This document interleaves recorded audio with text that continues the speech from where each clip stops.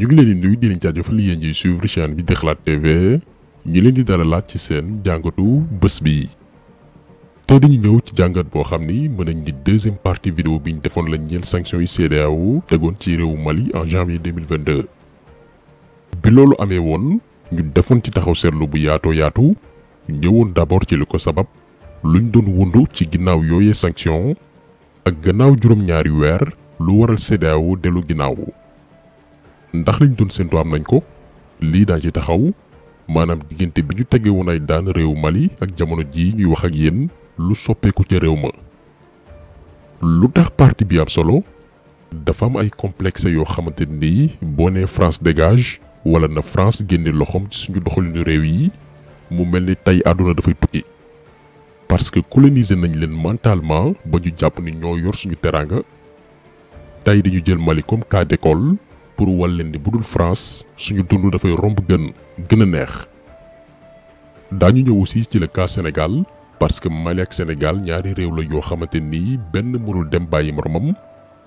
d'abord dafa am lu ñu lié ci wàllum histoire parce que benn réew lañu woon muy la fédération du Mali bokkoon même drapeau. gannaaw gi lañu xaajaloo mais teewul gannaaw séparation bi ñuy wéy di partager les mêmes cultures wéy di bokk même intérêt yi sur le plan économique wàllum koom-koom. ba tax na diggante bi Sénégal ne yee yaay dafay topp ndigalu France muy tëjal ay frontières am Mali ci réew moo xamante ni tooñuñu seeni njiit attaqué wuñu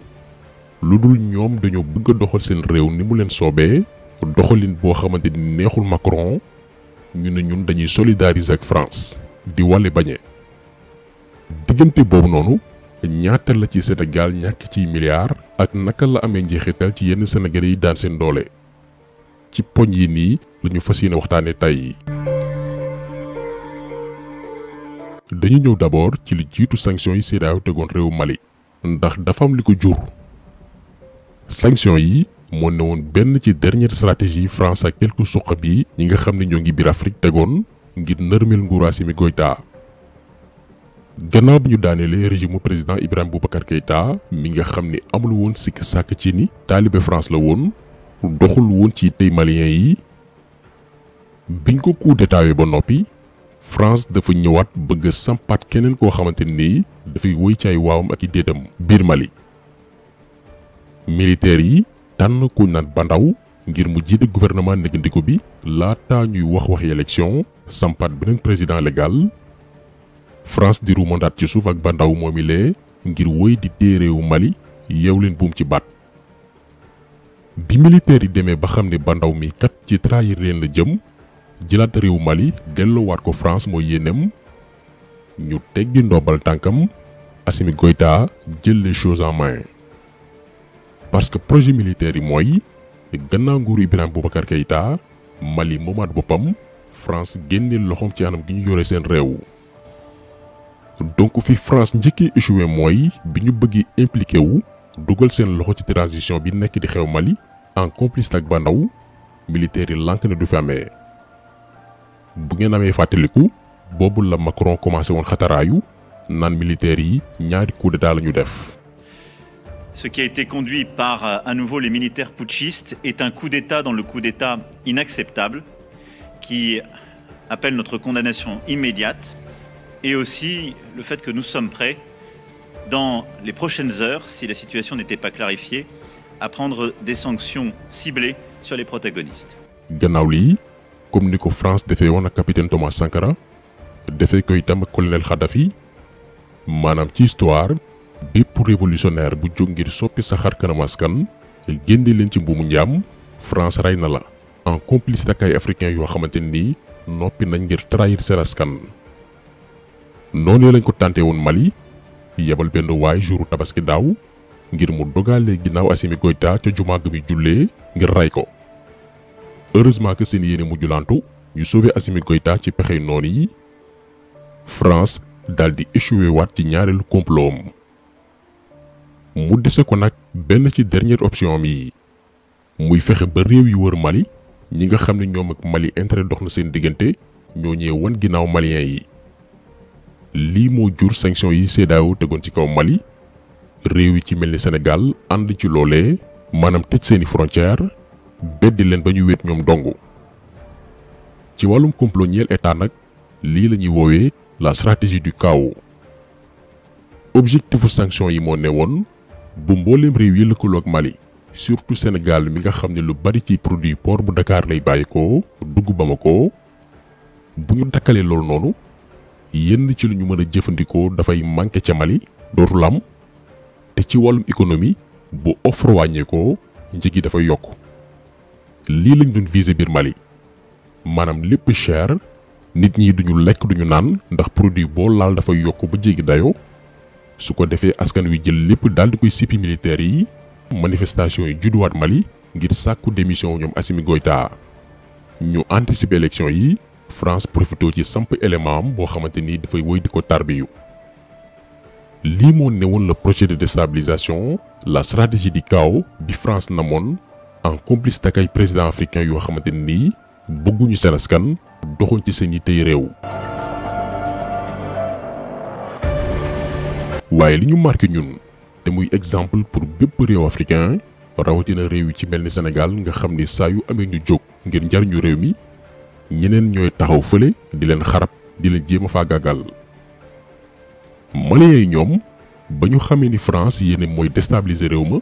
jaxase population bi ak Assimi Goïta mooy seen objectif. Maliens yi dañoo wone booloo ak solidarité bu mat sëkk jàppale ko dooleel ko moo xam jigéen góor mag ak ndaw.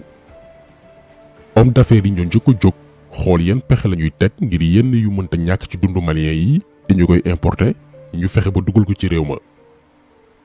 Assimi Goïta ne loolu kese itam du doy gannaaw importation bi nañu préparé wu léegi ngir bañ a dépendre ci kenn jëmi jamono ci lañ wuute ay matériel agricole lu jëm ci wàllu mbay yoo xamante ni Malien bu ci nekk bu matériel bi doon jar téeméer juróom fukk lañ la koy joxe. su ko defee réew mi dafay am autosuffisance en vivre lépp lu ñuy dundee li ci ëpp Mali lay bàyyikoo rax ci doole cay njëkk yomb. moment bi ñuy wax ak yéen bu ñu jëlee produits yi ñuy gën a jëfandikoo par exemple diwlin ak suukar Mali la gën a yombee que réew yu ko wër yu ci mel ni Sénégal Burkina Faso Côte d'Ivoire ak Niger malgré juróom-ñaari weer yi ñu leen embargo. ceeb bi à part Sénégal Mali la gën a yombee que réew yu ci bari ci Afrique de l'Ouest te moonte France dimbalewu leen ndax dañu leen dàq ci biti du benn institution bu leen financé ci wàllum koom ba ñu mën a maintenir dundu Maliens yi di fay salaire yi comme ni mu waree dem sax ba tane dëkk yi nga xamante ni ba tey ñoo ngi bootu ci ginnaaw France. moo tax ñu wax leen ci njëlbéenu vidéo bi que réew Mali ci juróom-ñaari weer yi ñu weesu def ñu jàngal ni mën nañoo dem sans la France ci bu ñu gëmee suñu bopp. ndax réew moo xamante ni ba tey ci transition la nekk defaraat institution yeeg tabaxaat la ñu toll rax ci doole depuis des années France di ko faagaagal di fa dooleel wàllum terrorisme ba sécurité amatu fa. kooku bu ñu demee ba koy comparer qu'en 2022 dëkk yoo xam ne nee nañ dañoo stable ay dëkku jàmm lañ nga xam ni kon dëkk yi leen di compareel liggéeyuñ ci tappale la ñu nekk ak taf yëngal. léegi moment boobu noonu réew Mali di xool lu muy rocceekoo ci mbuumu njaam moom boppam tabax Mali ak doomu Malien yi ba dootuñu dépendre ci benn puissance coloniale période boobu noonu ñaata la Sénégal ñàkk ci koppar. yéen ñëpp xam ngeen ni mboolem li Maliens yi daan jëlee bitim réew bu doon téeméer 80% yëpp juróom-ñett fukki yi port bu Dakar lay jaar ñu koy yeb ci camion muy dem Mali. xaalis boobu noonu boo koy xayma ay centaine de milliards la Sénégal di ci comp di def ci keesam.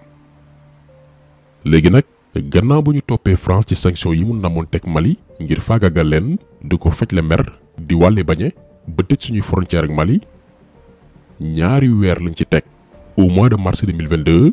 Sénégal ñàkk 24 milliards de francs CFA. ñu tegaat ci benn weer en avril 2022 affaire yi jógee 24 milliards dem ba 37 milliards 600 millions. Sénégal ñàkk alal ju doy nii parce que dañoo tëj suñuy frontière ak Mali réew moo xamante ni defuñ ñu waxuñ ñu. waaye bu yemoon ci li Sénégal ñàkk dong ñu ne waaw mais embargo bi. dafa yàq liggéeyu ay góorgóorlu sénégalais yoo xamante ni seeni camion la ñu yor di yóbbu ak delloo bagage diggante Dakar ak Bamako ñu sacrifier liggéeyu ñooñu noonu ci zéro parce que bëgg nañ lu neex Macron. te réew moom nooy tànn seen njiit waaye bëggoon nañ di tànn njiit moo xamee ni dëgg ka tax a jóg ànd ak mbooloom lu muy def tàggu leen ndax moomul réew mi du alalam du luñ ko may booy def doonu tàggu am na nag loolu waxoon mënuñ koo fàtte yaa waxoon chauffeur tolérance zéro yaa ko bu ñu gisee lii dañuy xam ne dëgg la ci yow parce que doonu tàggu mukk te moomoonu te daqoonoo def nag ndax nii nga nu jékki-jékkee xañ nu sunu yoon bu nu neexee nu xañ la sa det lii mu def nii ñaaw na torop ndax sunu mbokki jullit yii te ay malien seen réew lu mu ne yaa ngi def sa réew lu la neex yaa ngi def sa réew lu la neex. kon ngeen gis ni ci 7 mois juróom-ñaari weer yi ñu weesu yéene bi moo newoon séparé Mali ak réew yi ko wër ba dara dootul dugg mbaa génn su ko defee ñu lottuloo askan wa ba ñu fippu ngir sàkku Assimi Goïta abal leen. loolu far nag mujj retourné wu contre état bu Sénégal mi ci ñàkk ay milliards ci wàllum exportation waaye bi ci gën a métti mooy Sénégal yi ci seen liggéey yàqu te ba ñu jël décision bi tàgguwuñu leen laajuñu leen seen avis wutaluñ leen lu ñu mën a jàpp gannaaw ba seen liggéey tàgga témbee. Macky Sall daal mooy beru xool li neex France di ci dox yoonam newul ci conséquences yi këpp ci kaw sénégalais yi moo tax buñ leen naan nekkul fi sénégalais yi yu mel nii moo tax Macky Sall c'est un larbin ku amul benn personnalité nii fulla ak fayda xale bu ndaw moo koy manipuler comme benn manette PlayStation moo tax buy jaay fulla suñu kaw ñun duñu saf buy guuxi lex ak menacé ñun ay reetaan moo ñuy jàpp ndax daf lay leer ni ab ragal la gaynde kër xaru mbedd la moo tax xeex ko ci jaamu yàlla la bokk ak képp ku koy jàppale ak a teel tànk Macky képp ku koy défendre bu ñu xoolee ba xool bëggoo Sénégal sa intérêt moo tax wala ku la jege mbaa nga yaakaar ku la compal ci nguur gi mais ku bëgg Sénégal munoo ànd ak Macky Sall ko tax sel bi tay loolu la woon ñi leen di gërëm di leen jaajëfal di leen di daje incha allah beneen yoon ci beneen jàngat jaa ngi jëf